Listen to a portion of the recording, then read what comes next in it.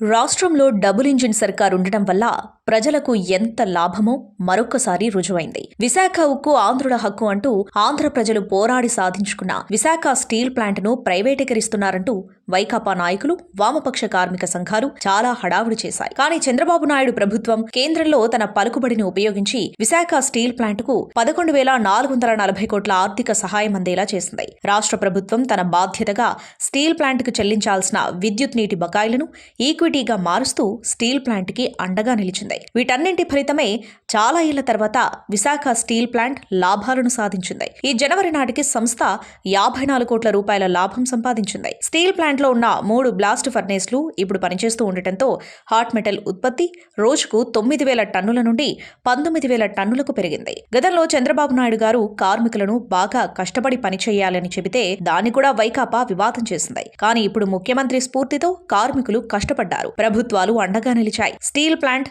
లాభాల బాట పట్టింది. ఇది డబుల్ ఇంజిన్ సర్కార్ సాధించిన విజయం.